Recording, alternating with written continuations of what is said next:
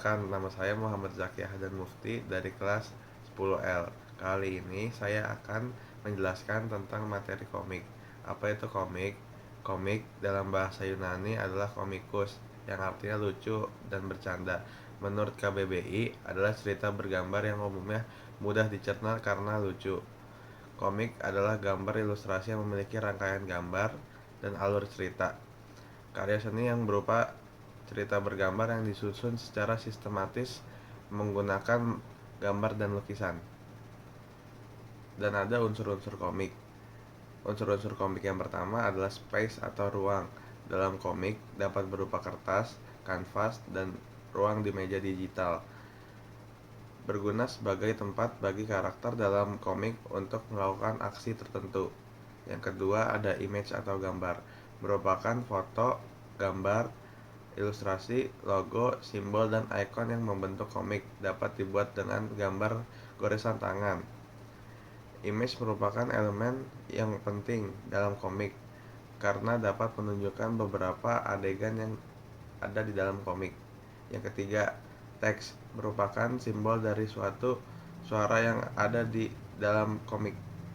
Suara dapat berasal dari percakapan antara tokoh maupun efek suara dari adegan yang sedang terjadi, biasanya ditulis dalam balon teks setiap tokoh komik. Yang keempat, color atau warna merupakan warna dalam komik dibagi menjadi tiga, yaitu warna cahaya, merah, hijau, biru, dan warna cat transparan yang dihasilkan oleh empat warna utama, yaitu biru, muda, kuning, dan hitam. Warna tidak transparan ada putih, kuning, merah, biru, dan hitam. Yang kelima ada voice atau sound, hasil ucapan atau kata yang dikeluarkan melalui mulut oleh tokoh baik merupakan manusia, hewan, maupun makhluk lain. Sound adalah hasil bagi apapun yang tidak dikeluarkan melalui mulut, melainkan baik dari gesekan hewan, benda, elektronik, dan tumbuhan. Audio lebih cenderung pada hasil suara alat elektronik seperti komputer, radio, telepon, dan TV. Adapun jenis-jenis komik, yang pertama komik strip, disebut juga dengan komik potongan karena hanya memuat beberapa panel saja, 3-6 panel. Yang kedua ada komik buku, komik yang memuat hingga ratusan panel karena penceritanya lebih kompleks sehingga butuh banyak panel untuk menggambarkan ceritanya. Yang ketiga ada komik humor dan petualangan, komik yang banyak diminati oleh anak-anak karena di dalamnya terdapat teks-teks percakapan yang sering mengundang gelak tawa. Sense of humor sangat tinggi karena itu disebut komik humor. Yang keempat ada komik biografi atau ilmiah, biasanya menceritakan seorang tokoh legendaris yang semasa hidupnya memiliki keteladanan hidup. Komik ilmiah biasanya menceritakan tentang suatu penemuan ilmiah atau gaya penulisnya biasanya merupakan percampuran antara ilmiah dan narasi.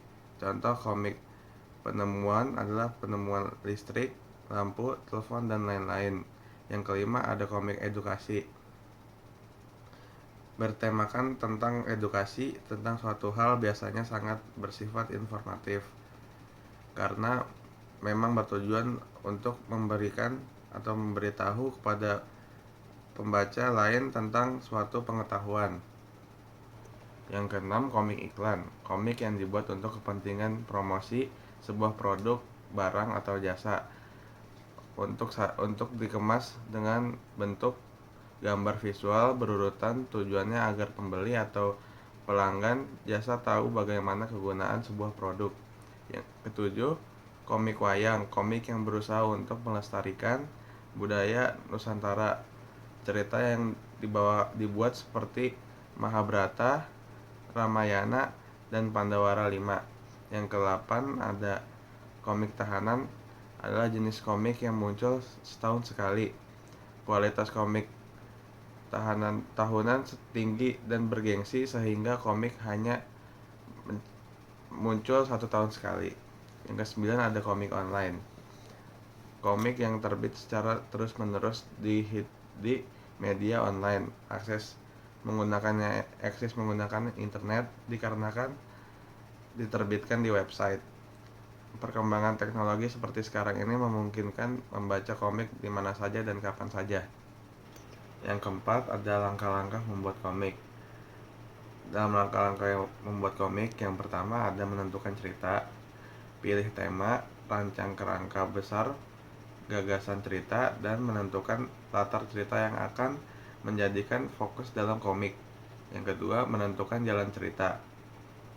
Tahap dimana mulai mengatur adegan dalam panel-panel gambar, namun masih berbentuk uraian tertulis dalam membentuk komikus, merinci secara berkualitas hal-hal yang akan dituangkan dalam komik. Yang ketiga, membuat karakter komik. Tahap penting karena untuk menggambarkan karakter-karakter ini secara mendetail agar cerita dapat hidup dan memikat pembaca. Yang keempat, membuat sketsa posisi atau panel ilustrasi. Balon teks. Tahap ini adalah langkah visual atau menggambarkan secara kasar panel-panel dalam komik lengkap dengan ilustrasi maupun teks. Yang kelima, ada outline ilustrasi, membuat garis-garis pinggir gambar di atas sketsa ujung telat yang dibuat dengan menggunakan drawing pen. Yang keenam, ada memberikan warna, tahap yang berguna untuk membuat efek visual hidup dalam komik, yaitu dengan cara mewarnai objek pada komik dengan pewarna. Yang ketujuh, ada memasukkan teks, mengisi kata-kata yang sesuai dengan adegan dalam komik ke dalam bentuk teks. Yang kedelapan, membuat sampul, menggunakan bagian penting dalam komik, karena tidak hanya isi komik yang harus menarik, tetapi sampul itu harus menarik karena agar pembaca semakin menarik untuk membaca komik tersebut. Yang kesembilan, ada menyusun posisi halaman, susunan tata letak halaman demi agar cerita dapat dibaca secara runtut oleh pembaca. Di tahapan ini memastikan bahwa cerita berjalan dengan lancar dan mengalir dengan baik. Yang kelima, ada pengertian komik digital. Cerita bergambar yang disajikan dalam format digital seperti web atau cuplikan komik digital memiliki pengertian yang hampir sama dengan komik pada umumnya, tetapi komik digital ditampilkan secara media online, bukan berbentuk kontak fisik pada umumnya. Yang keenam, ada ciri-ciri komik digital. Komik hadir untuk menyampaikan cerita melalui gambar dan bahasa. Hal ini tentu berbeda dengan karya fiksi dan non-fiksi. Yang kedua, ada bersifat proporsional, dapat membuat pembaca terlihat langsung secara emosional, seakan akan seperti ikut berperan dan terlibat dalam komik dan menjadi pelaku. Yang ketiga, ada bahasa percakapan. Bahasa yang digunakan biasanya adalah bahasa yang digunakan untuk percakapan sehari-hari, sehingga pembaca mudah mengerti dan memahami isi komik tersebut. Yang keempat, bersifat kepahlawanan. Isi cerita yang terdapat dalam sebuah komik akan membuat pembaca mudah mengerti karakteristik. Yang kelima, penggambaran watak. Biasanya digambarkan secara sederhana sehingga pembaca lebih mudah mengerti karakteristik tokoh-tokoh yang terlibat di komik tersebut. Yang keenam, menyediakan humor. Humor yang terjadi dalam komik akan sangat mudah dipahami oleh pembaca komik karena humor yang disajikan tersebut seringkali terjadi di masyarakat. Yang ketujuh, ada tokoh-tokoh komik dan karyanya. Yang pertama, ada Stan Lee. Sosok legendaris di komik Amerika, dikenal sebagai co-creator dari banyak karakter superhero Marvel komik. Karyanya ada Spider-Man, Hulk, Iron Man, Thor, dan X-Men. Yang kedua, ada Jack Kirby, seniman komik legendaris yang dikenal dengan gambar yang dinamis dan inovatif. Yang ketiga, ada Alan Moore, seorang penulis dari Inggris yang dikenal dengan cerita-cerita kompleks dan gelap. Yang keempat, ada Raden Ahmad Kosasih, karyanya ada Sri Asih, superhero perempuan pertama di Indonesia. Yang kelima ada Teguh Santoso, penciptanya Sanhora, sebuah seri komik pertanian yang sangat populer di Indonesia. Sekian penjelasan dari saya. Akan saya lanjutkan mengenai materi komik selanjutnya. Ini adalah komik yang saya buat. Komik ini bercerita tentang saya dan teman-teman saya sedang bermain petak umpet. Kenapa saya ingin membuat komik ini? Karena saya ingin membuat komik yang bercerita tentang saya dan teman-teman saya ketika melakukan suatu kegiatan bersama.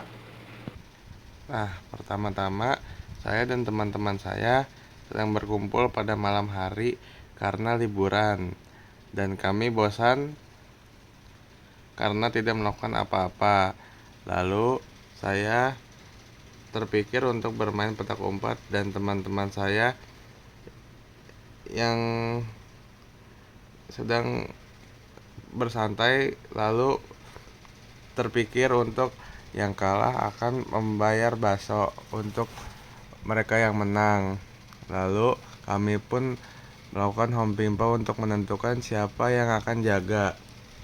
Lalu saya pun terpilih untuk menjadi orang yang menjaga dan teman-teman saya orang yang akan bersembunyi. Lalu saya pun selesai berhitung. Ketika selesai berhitung, saya mulai mencari mereka. Ada yang bersembunyi di balik batu dan juga ada yang bersembunyi di atas genteng. Karena situasinya adalah malam hari, saya pun ketakutan. Lalu saya pun pergi meninggalkan teman-teman saya yang sedang bersembunyi itu. Lalu mereka pun tersadar mereka sedang tertidur. Mereka pun satu persatu mulai terbangun. Ketika mereka terbangun, mereka menjumpai pocong dan kuntilanak. Ya, itu adalah akhir dari cerita saya. Saya akan memberikan tanggapan mengenai gambar ini. Menurut saya, ceritanya seru, gambarnya lumayan bagus, tapi kalau bisa gambarnya diperbaiki lagi supaya bisa lebih bagus lagi. Nah, sekian penjelasan komik dan tanggapan tentang komik saya. Wassalamualaikum warahmatullahi wabarakatuh.